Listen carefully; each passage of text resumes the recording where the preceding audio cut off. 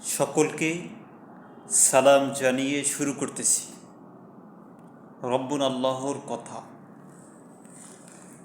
যালিকাল কিতাবু লা রাইবা ফীহ, এই সেই কিতাব যাতে কোনো সন্দেহ নেই। আল্লাহ তাআলা বলেন,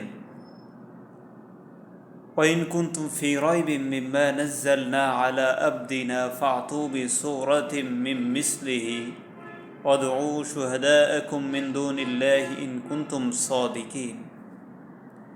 আমি আমার বান্দার প্রতি যা নাজিল করেছি, তোমরা যদি তাতে সন্দেহ পোষণ করে থাকো, প্রথমে বলেছে সন্দেহ নেই, তারপরে বলেছে যদি সন্দেহ করে থাকো ফাতু বি সূরাতিন মিন মিসলিহি, তাহলে এর মতো একটি সূরা তৈরি করে এনে দেখাও এবং তোমাদের সাহায্য সাক্ষীদেরকে ডাকো।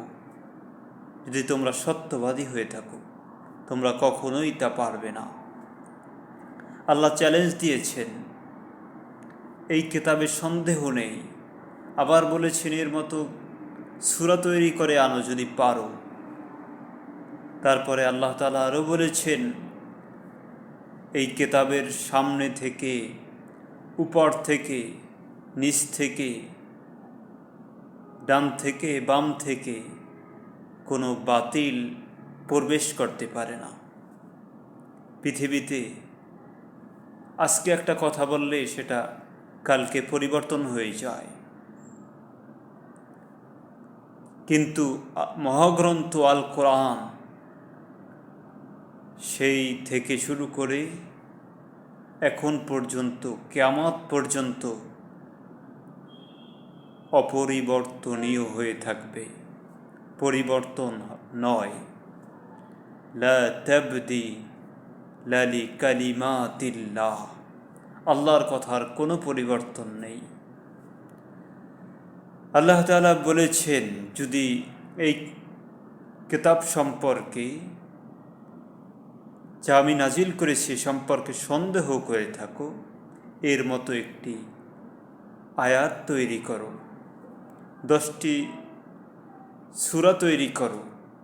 এরকম চ্যালেঞ্জ রব্বুল আল্লাহ পরতে পরতে দিয়েছেন।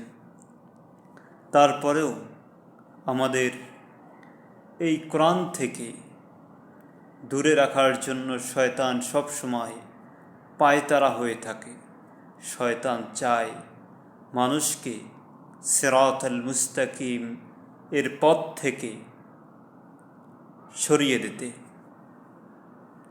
এই জন্য আল্লাহ রব্বুল আলামিন, রব্বুন আল্লাহ আমাদের প্রতিপালক বলেছেন, তিনি বলেছেন যে যখন তোমরা কোরআন তেলাওয়াত করবে, কোরআন পাঠ করবে, তখন আল্লাহর কাছে শয়তান থেকে আশ্রয় প্রার্থনা করবে।